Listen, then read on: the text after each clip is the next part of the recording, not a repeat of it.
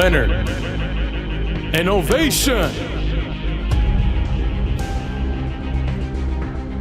An interesting fact, the stock market is broken down into 11 major industries. Of all the industries, information technology has the highest monetary allocation. Interestingly, social media companies like Facebook and even Google are not grouped under the information technology sector as one would expect. They are instead part of the communication services sector.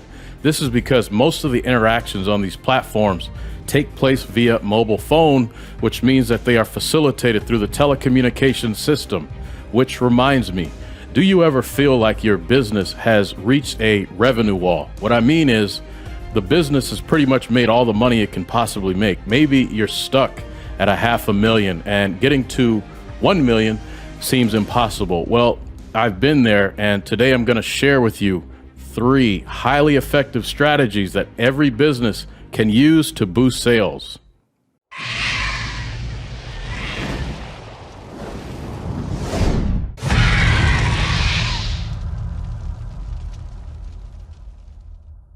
You are now tuned in to Leonard Innovation, where we work together to solve the problems of everyday entrepreneurs.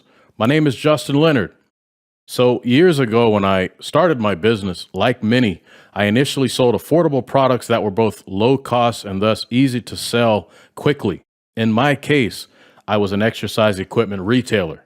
Still am more than 20 years later, but my website sales were great and I had a good volume of sales. At the time, I recall the average ticket amount being less than $100. So this meant that on average, the customer was spending less than $100 per transaction.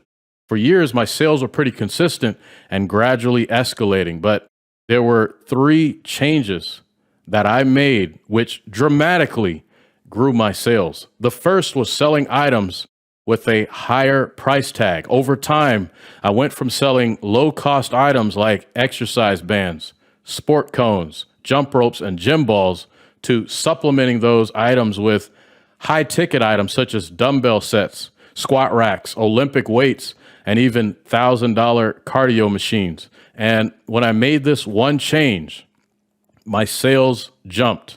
If you think about it, why does a restaurant offer catering? The answer is because it's a high-ticket item. It's an easy way to take your daily, weekly, monthly, even annual sales from here to way up here. But check this out. The second strategy that grew my sales was creating a presence beyond my main website. More specifically, I listed several high-converting products on sites like eBay, Amazon, and Walmart. So from my main website, I created these tentacles to other websites. And what that did was increase my reach. It put my business in front of new customers who otherwise probably would not have been my customers. You figure most people maybe check one site for all their needs, but maybe 2 sites at most. And the only reason they would check another site is because the thing they were looking for was out of stock on the first site. But in either case, the likelihood that they would stumble upon my site was low because the perception is that the lowest prices will be on the aggregator sites like eBay, Amazon, and Walmart. By the way, the lowest prices are not always found on these sites, but a prudent business owner is going to take into account how a typical consumer is likely to think. And once you develop the skill of predicting human behavior, your sales will go up. One time there was a conversation that I had with my postal delivery driver, and he mentioned that he didn't buy anything on Amazon unless it was marked as Amazon Prime. And I paused, but when I thought about it, I said, there's probably a ton of people who think just like him. And that was the moment where I took proactive steps to make sure my items were Prime eligible. So getting listed on some of the third-party shopping sites exposed my business to more customers, and that resulted in significantly more sales.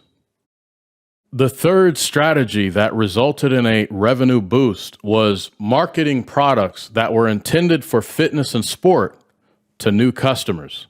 Over the years, I've had more than a few customers who have made purchases for products that had utility beyond sport and fitness. So What does that mean? Well, I might sell aquatic pool noodles for water aerobics, but Hobby Lobby might buy them to use the foam material for arts and crafts.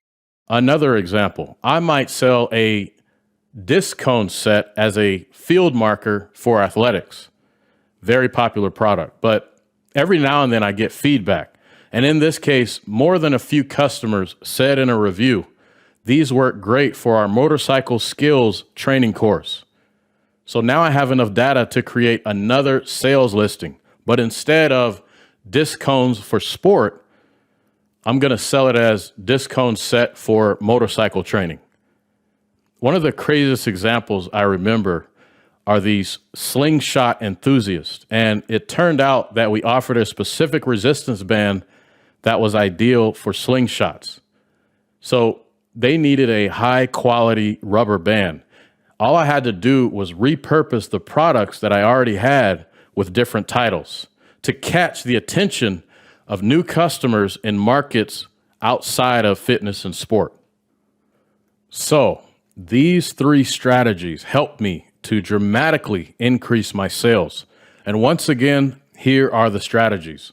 Number one, incorporating high ticket items with low to mid priced items.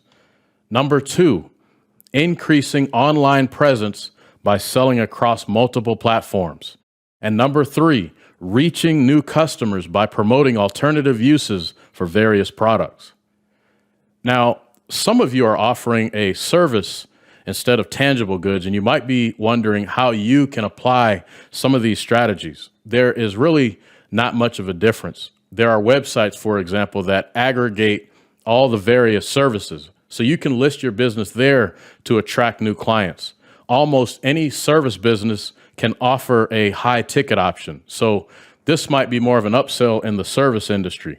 Or you can try to get your customers to commit to a service agreement that has a longer term. So instead of taking payment one time before or after a service is rendered, you might, try to get the money in advance for a 6-month or maybe even annual contract. And then almost every service business has more than one utility.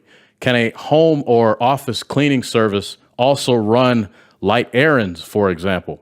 For the customers. So it's just a matter of being creative, but the potential to earn more revenue is always there. Next, I will answer a question that was recently submitted. And this one is from Sam. The question is, why do a lot of multi-billion-dollar companies like DoorDash fail to make any profit? Well, Sam, there's a few reasons. Often, their first priority is to develop infrastructure. This requires a lot of money and resources. It means that companies like DoorDash have to hire a lot of smart people to run the operation. It means that they have to spend huge sums of money for advertising and promotion. It means that they might have to discount or even give away their services to attract new customers, which means that they lose money. It also means that they have to spend huge sums of money on software servers, real estate, security, and other resources to handle the demand of one of the most popular apps. It means that they might have to spend huge sums of money to acquire other businesses that have the potential to bolster operations. These days, almost no publicly traded tech company has just one utility. DoorDash will almost certainly leverage their brand for additional services in the future, but whatever they are planning, it will require more money and resources. They also have to spend huge sums of money to deal with never-before-seen legal challenges. Billion-dollar companies are backed by banks, which in part make it possible for them to sustain years of losses. They are all strategic losses. The trend of taking losses for years in exchange for building up infrastructure most likely started with Amazon. Another possible reason is because profit can be controlled. We can safely assume that DoorDash is more than capable of determining the monetary value of each user of the app. Similarly, each delivery driver has a monetary value or an average dollar amount that they generate. A company like DoorDash can raise or lower fees by just $1, and it could mean the difference between profit and losing money. Got a question? Let me know at leonardinnovation.com, and I will usually answer the question on the same day. Lastly, if you enjoyed this presentation, the next one will be even better. And for more high-value content, LeonardInnovation.com is the place for free entrepreneur resources like the 90-day online launch guide, free online courses, and more. Once again, the website is LeonardInnovation.com. And if you found this information helpful, please share it with a friend. Thanks again for tuning in.